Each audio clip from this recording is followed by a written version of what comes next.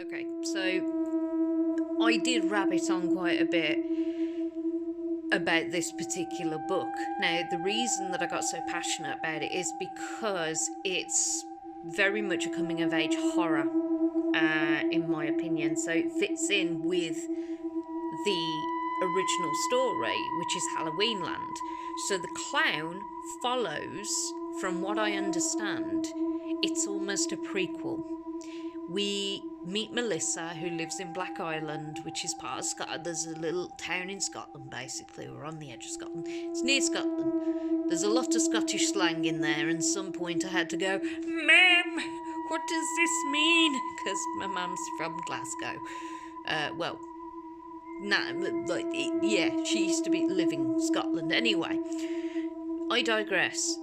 This book is basically the character in this book, Melissa, appears in Halloweenland.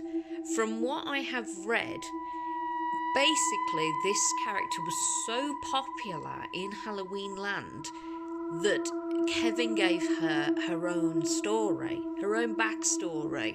So there must have been so many people who were in love with Halloweenland. Another good kind of indication to me, going, oh, okay, so if it's based on one of his most popular novels that's a coming of age story, the guy has got to be onto something if he's created the prequel story to go with it. So we follow Melissa, who is she's kind of had to grow up beyond her years because she has an alcoholic mother. Most of her mates are basically going out every weekend getting wankered, and yeah, it just reminds me of the days when you used to see people walking around with, like, what was it now? That horrible alcohol in a bottle. Or is it Blue Lightning or something like that? I can't remember. But yeah, they used to get like these massive bottles of alcohol and then just go and get absolutely toned on a fucking field in the middle of nowhere. So yeah, this is not the future that she wants for herself. She wants way more. She wants to be able to leave the island and actually make a go of life. You know, she isn't looking to be getting trashed every weekend and doing smeggle with her life, or spending her entire life working in a chippy. She wants more than that, and she definitely doesn't want to go the same way as her alcoholic mum. So a carnival comes into town, and this carnival is probably the biggest thing that this shitty small town has ever seen. And she ends up going with a friend who there's something there. You love the build up. I love the relationship dynamic. The way that it develops is beautifully natural. It's so sweet.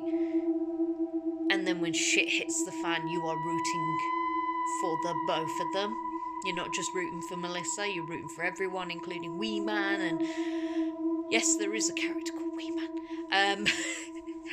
But it's a fight for survival. It's almost like Rob Zombie's 31 meets The Haunt, which is very little known film. You can find it on Netflix, but basically surviving a haunted house. This is very similar. You're surviving the carnival's many rooms and attractions, but the carnival itself is sentient, which was an interesting concept in itself. I love the idea that this carnival is its own entity where it can offer you a second chance at life to become something that you've always wanted to be, whether you wanted to be bigger, stronger, whether you wanted to be more in life.